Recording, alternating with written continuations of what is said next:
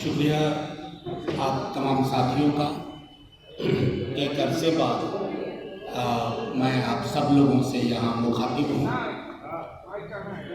ये शुरुआत है। मेरा मानना है कि आने वाले दिनों में बिहार चुनाव जो नज़दीक आएगा, आपकी भी दिलचस्पी बढ़ेगी और हम भी कोशिश करेंगे कि आपसे लगातार संपर्क और संवाद में रहे। जैसा कि आप देख सकते हैं कि हमारे साथ मेरे दाहिनी ओर भूतपूर्व मंत्री, भूतपूर्व सांसद, विधायक आलोक मेहता जी, मेरी बाईं तरफ अजय सिंह जी, MLC बिहार विधान परिषद, उनके बगल में अफजल खान जी, हमारे प्रवक्ता, मेरे दाहिनी ओर आलोक जी के बाद अरुण जी। कुछ चीज़ें मैं आपके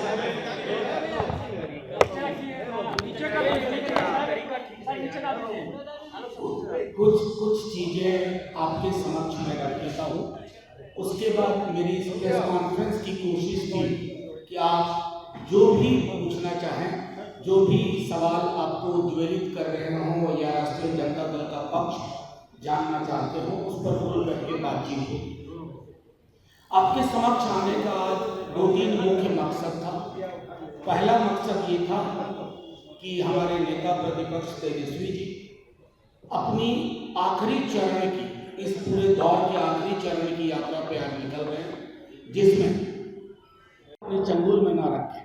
ये सारी चीजें पूरी यात्रा में लोगों के माध्यम से भी संदेश मिला, दाखिल खारिज को लेके मिला, पूरे रेवेन्यू डिपार्टमेंट में, जिसकी वजह से हाहाकार मचा हुआ है आम आवाम में। वो सारे मुद्दे हैं। मुद्दा ये नहीं है कि पार्टी ए किस तरह की अशोभनीय टिप्पणी कर रही है, पार्टी बी क्या कह रही है। महत्वपूर्ण ये है राष्ट्रीय जनता दल के लिए, हमारे नेतृत्व के लिए, कि हम जो विकल्प लेके आना चाहते हैं वो आर्थिक समावेश का है, सामाजिक न्याय का है, आर्थिक सबलीकरण का है, सामाजिक सौहार्द का है। इसी के मद्देनजर सारी बात होती है।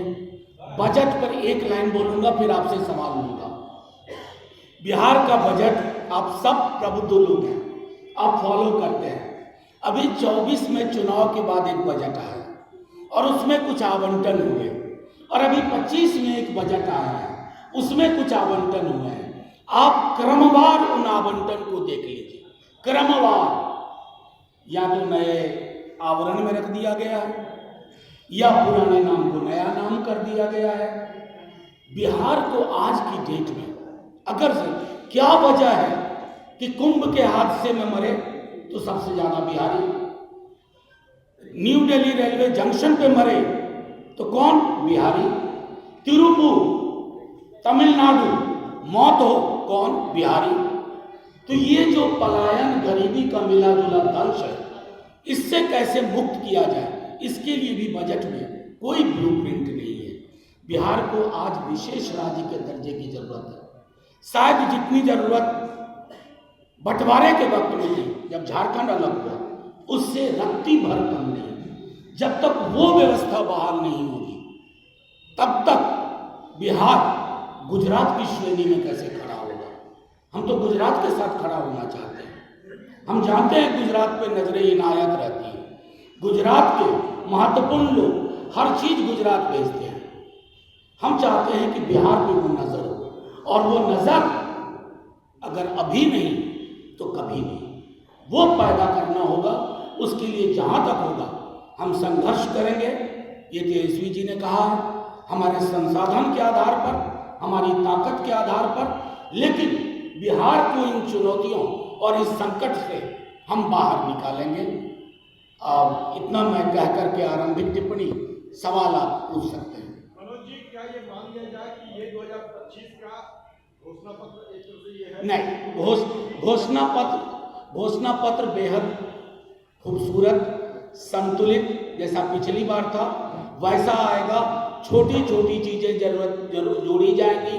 जैसे कोई बात नहीं कर रहा है, DPM, उनकी नौकरी खतरे में है मार्च में, उस पर मानव बल, बिजली विभाग, सांख्यिकी, लाइब्रेरियन, शिक्षा प्रेरक, बहुत सारी चीजें हैं। कंप्यूटर टीचर्स, स्पोर्ट्स टीचर्स, उसके अलावा पूरी व्यवस्था। तो घोषणा पत्र नहीं है, अभी तक की यात्रा के अनुभव के आधार पर जो चीज़ें उन्होंने कही हैं उसका एकत्रीकरण मैंने आपके समक्ष किया और उसके बाद आगे घोषणा पत्र संभवतः जैसे ही होगा हम लेके आएंगे।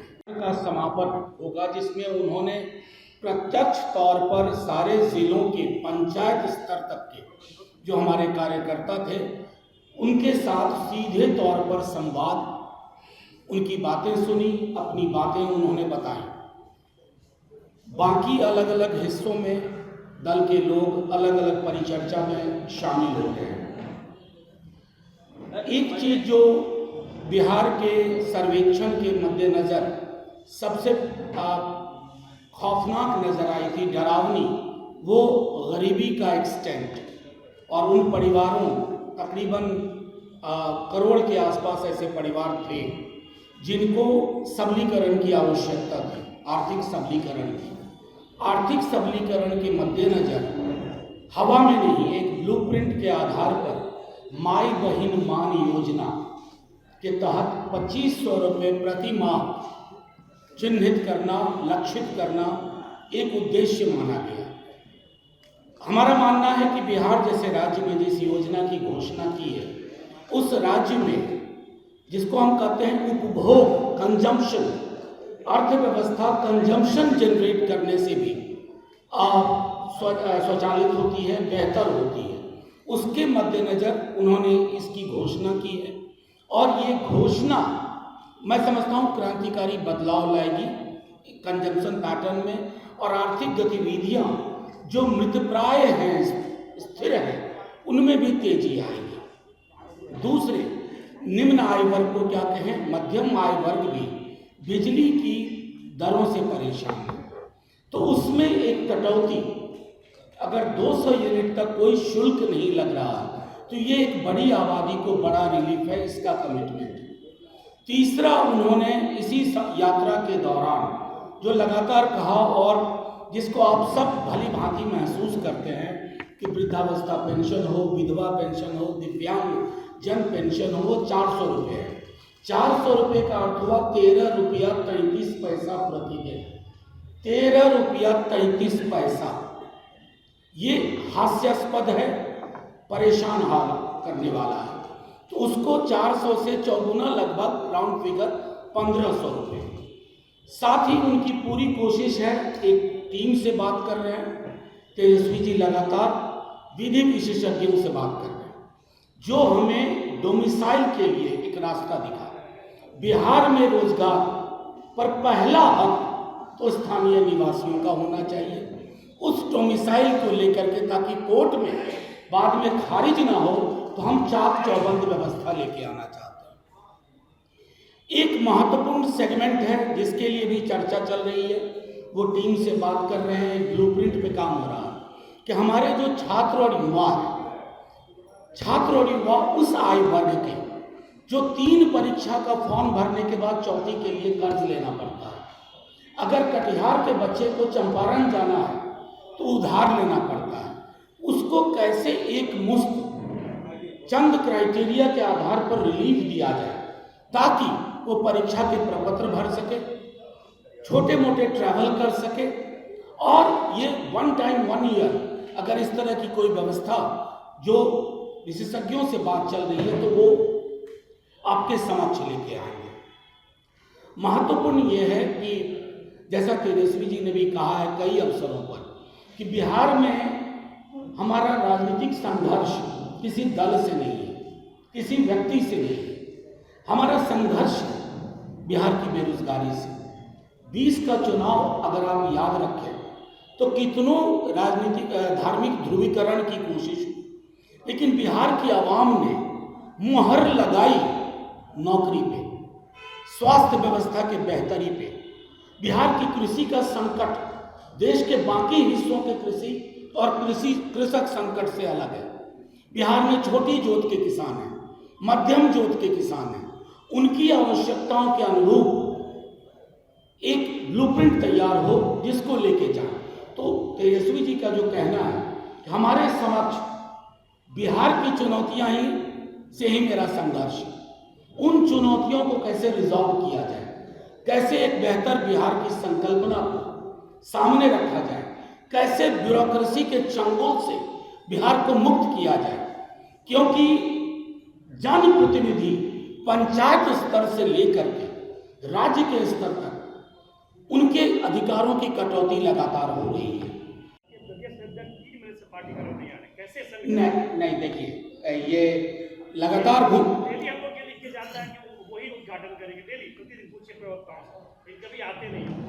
देखिए कारण एक बात मैं स्पष्ट तौर पे कहूँ, किसी भी दल में हमारे सम्मानित वो अध्यक्ष रहे हैं और वो ही उनकी अध्यक्षता में क्रांतिकारी परिवर्तन हुए हैं, आप यकीन मानिए। और जो भी कयास है सब गलत साबित होंगे। हर इंसान थोड़ा वक्त लेता है, इतनी मेहनत उन्होंने की बैक टू बैक इलेक्शन में, उन्हें थोड़ा वक्त दीजिए। और मैं आपको बता रहा हूं, जगता बाबू लालू जी के साथ के कर्मठ सिपाही हैं। उन लोग किसी भी टिप्पणी कोई कर दे, एरा गहरा नथु गहरा किसी दल का, उससे वो हिलने वाले नहीं है। सब कुछ समुचित होगा। मैं फिर से दोहरा रहा हूं, हर इंसान थोड़ा वक्त चाहता है एकाकी तन्हाई का, ताकि वो सोच सके और फिर आगे आ सके। 3.5 महीने हो गए, कब तक आएंगे?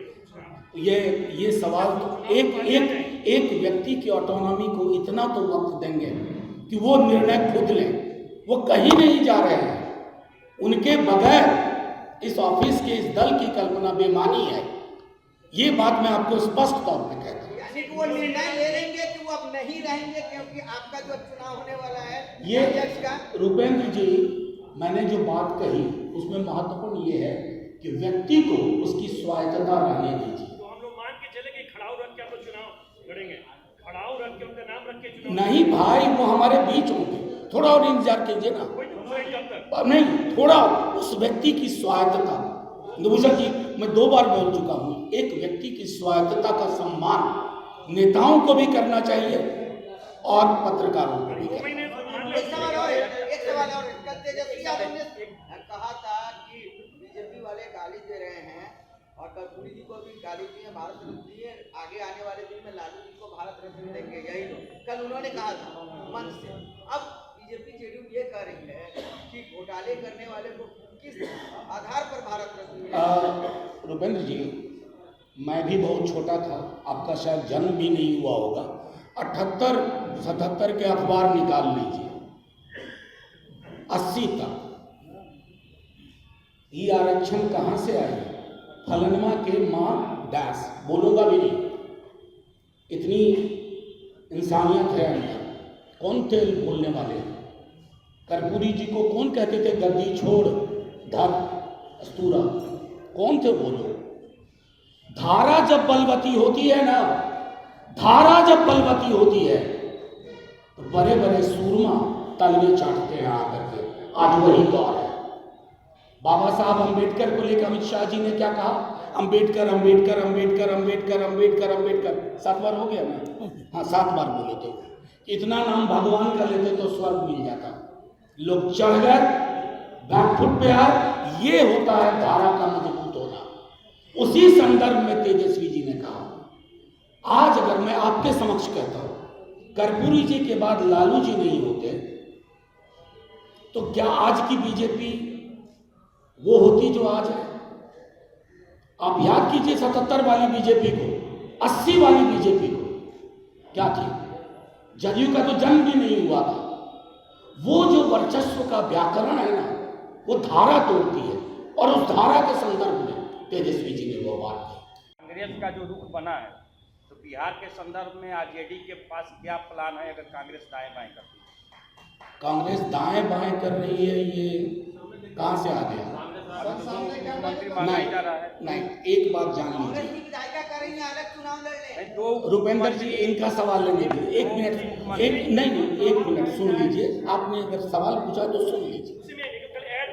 इंदुभूषण जी एक मिनट, आप अलग से ऐड क्यों करिएगा? अलग से पूछ लीजिए, ऐड मत करिए। इनका सवाल इनका रहने दीजिए ओरिजिनल। मैं सिर्फ इतना कहना चाहता हूं आपको कि हम कांग्रेस के ओल्डेस्ट अलाय हैं, ओल्डेस्ट। आम आदमी पार्टी के साथ उनका रिश्ता मिक्स्ड रहा। पंजाब में अलग अलग लड़े थे, लोकसभा में भी, आपको स्मरण हो। दिल्ली में साथ लड़े थे, हरियाणा में अलग लड़े, गोवा में अलग लड़े, बल्कि गुजरात में अलग लड़े। तो बिहार में कांग्रेस के साथ हमारे रिश्ते 70 सीटें दे रहे हैं। अब ये कुछ निर्णय तो टॉप लीडरशिप के बीच में छोड़ दीजिए ना।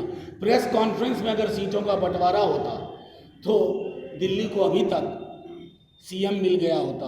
9 दिन हो गए हैं चुनाव के, सीएम मिला नहीं है। दिल्ली के चुनाव के बाद जो ये बातें कई सारी आ रही हैं विपक्ष से भी कि अलायंस जो है, इंडिया अलायंस मजबूत होना चाहिए। चुनाव आ रहा है बिहार विधानसभा, आपको लगता नहीं है कि जो विखंडन अगर होगा तो आपको नुकसान होगा? नहीं, किसने कहा कि इंडिया अलायंस विखंडन में? कतई नहीं, कतई नहीं। मैं आपको बताऊं, बहुत इंडिया अलायंस एक केंद्रीय प्लेटफॉर्म था, एक वैकल्पिक केंद्र में सरकार देने की प्रतिबद्धता थी। और तब भी, क्योंकि मैं उन सारी मीटिंग्स में रहा हूं अपने नेता के साथ, ये बात बार बार होती थी कि राज्यों में विसंगतियां होंगी, there shall be anomalies in states. वो कारण है उसका। केरल में कैसे इंडिया अलायंस होगा? वहां जो 2 प्रमुख दूरी है, एलडीएफ और यूडीएफ, वो इंडिया अलायंस में एक साथ है, लेकिन केरल में चुनाव, लेट मी फिनिश, केरल में अलग अलग लड़ते हैं। तो वो स्टेट लेवल रियलिटी को ध्यान में रखना होगा। अब आप, लेकिन भूपेंद्र यादव कह रहे हैं कि इंडिया ब्लॉक जो है ब्लॉक हॉल में चलाएंगे। आप भूपेंद्र जी मेरे बड़े अच्छे मित्र हैं, बहुत परिपक्व नेता हैं, लेकिन अपने यहाँ कंपटीशन से परेशान हैं। तो राजनीतिक शब्दावली ब्लैक होल नहीं है, उन्होंने ब्लॉक होल नहीं कहा था, ब्लैक होल।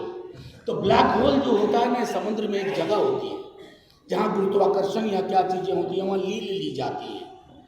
2 सीट पर तो हम में से कोई नहीं पहुँचा था सदन में, लोकसभा राज्यसभा मिला करके। यही पार्टी थी ना ब्लैक होल में। तो राजनीतिक दल कब ब्लैक होल में जाए और कब निकल करके सामने आ जाए ना, ये जनता तय करती है, भूपेंद्र जी तय नहीं करें।